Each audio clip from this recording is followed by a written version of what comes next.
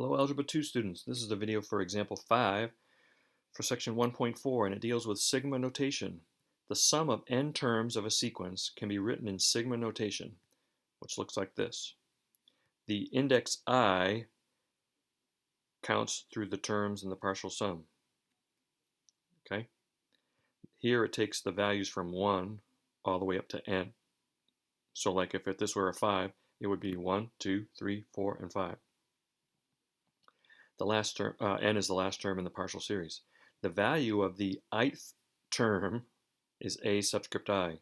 So for a 1, this is going to represent the first term. When it gets up to 2, this is going to be the second term. And when it's a 3, it's going to be the third term. And the sigma kind of means add it all up. You can use an explicit formula for the sequence in place of this. So you can have a formula here, and you're going to plug in a 1 the first time, then a 2, then a 3, until you get up to that integer n. All right, that's a lot of background before we go to do the actual example. They may explain a lot of what I just said, so I may skip over it. What is this? Well, when I see sigma, I know it's going to be a sum.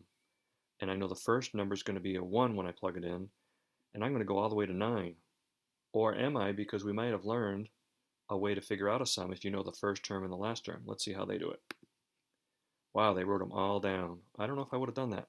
Find the sum by writing out all the terms in the series. So they plugged in a 1, and they got 2 minus 6 is negative 4. They plugged in a 2. 4 minus 6 is negative 2. They plugged in a 3. They got 0. They plugged in all the terms. Then they wrote them all out, all 9 of them, and added them together to get 36. I wonder if in the next example they're going to show the shortcut, because we already know the formula for a sum. We just can take the first term and the last term. How can you write the series 2 plus 9 plus 16 plus all the way up to 79 using sigma notation? What is the sum? Okay, I may have to save my shortcut that I was talking about for this last example. Step 1, solve for n. Yeah, we got to find out how many terms there are. I see it's going up by 7 every time, right?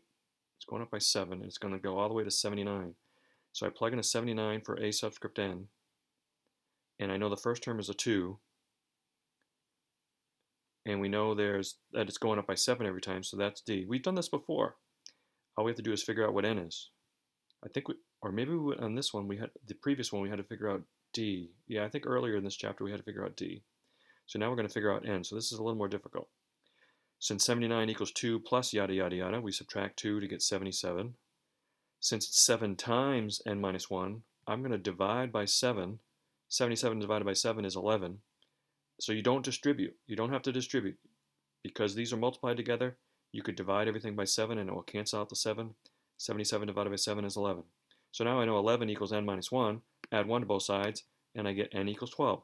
That's how you can figure out how many terms there are in the series. There's 12 to go from 2 to 79 if you're adding 7 every time. Step 2.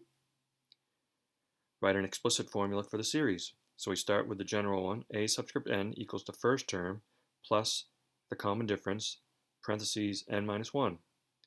And then this is one, they didn't do this early in the chapter, but here they are distributing the 7, and the 7 times the negative 1 to get negative 7, and then the negative 7 plus 2 is negative 5. I'm not sure why they did that, because previously they just kept it like this. And I mentioned how you could distribute combined like terms to get another form of it. So where they have the 2 forms there, let's see what they're going to do next. Oh, that's right. We had to write, can you write it in sigma notation? Well, sigma notation, we have I equals 1. It'll always have the sigma symbol. This up here needs to be the number of terms. We know there's 12 terms because we solved for it. And then the explicit formula is 7i minus 5. There is sigma notation. And do they want us to find the sum? Yes. And now they're using the formula. I'm so glad they are showing us, reminding us we can use this formula.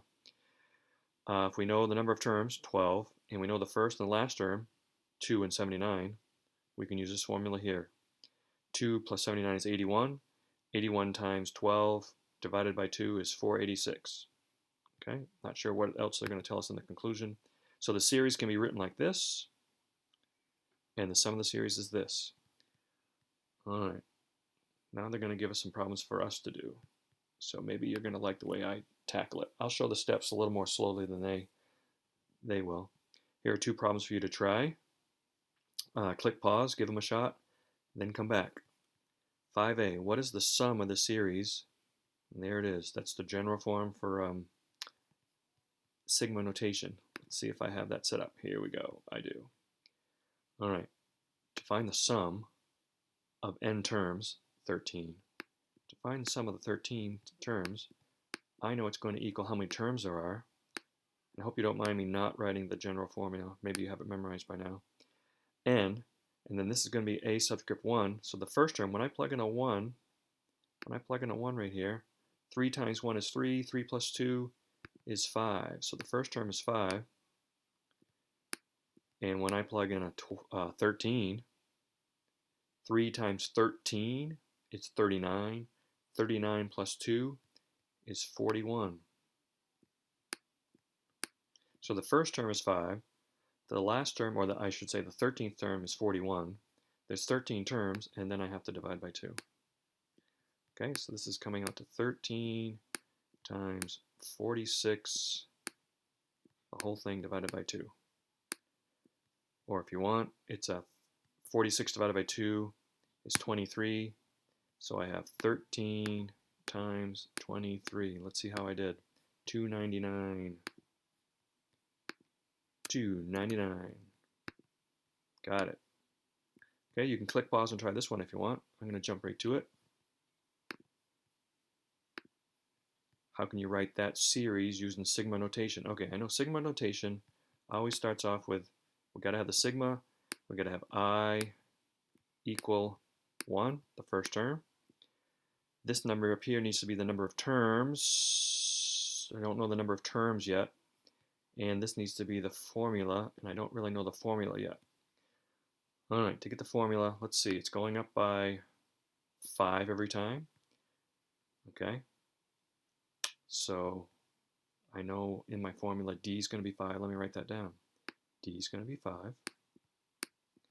Now, what else do we need to know? We know the first term is 8. We know the last term is 43. We need to know how many terms there are. So I'm going to use that general equation. I'll write it down this time. AN equals the first term plus the common difference times n minus 1. Remember that general form? This is going to help me figure out the number of terms. I'm going to plug 5 into this, and 8 into this, and 43 into this. 43 equals 8 plus 5 times, I'm running out of space, n minus 1. I'm going to figure out what n is. Okay, I subtract 8 and I get 35. Then I'm going to divide by 5 to get 7, so I know 7 equals n minus 1. Hope you don't mind that I didn't show all my work there. But if you solve this for n, you will get n equals 8. I needed to know 8 because 8, not sure why I'm changing colors, but 8 goes up here. And then the only thing I'm missing is the formula that I need to write. Well, the formula can be this part right here. So I'm going to write that in. First term was 8 plus, we know it's going up by 5 every time. And we're not plugging in 7, we're not plugging in 8. We're not plugging in 8 in here because this is where the 8 goes. This is n minus 1. You might think that's strange because we already figured out that n was 8. And that was only to help us figure out what this number was. Now that we know this number, the general form is this. Now if you want, you can distribute the 5 and come up with an alternate way. I bet they have an alternate way of writing this, but this technically is a formula. This right here, change colors again, is the answer written in sigma notation. Okay. Now the final answer, or the final question is, what is the sum? I know the first term, I know the last term, I know the number of terms, so I can use that formula for sum. The sum will equal the number of terms times the first term plus the last term, all that mess divided by 2. All right, let's see, divided by 2. So 8 plus 43 is 51. 8 divided by 2 is 4, so 4 times 51, which I'm going to take a risk since it's 51. 51 times 4 is 204. Probably should have used a calculator. Let's see how we do, or how I did. Excuse me. All right, they did write a different form of it, but this is the same thing we got. They just distributed and combined like terms, and the final answer was 204. Hope all that made sense to you. Let's see what problems your teacher could assign. Your teacher might assign 29 and 30. That's it for this video. Have a great day.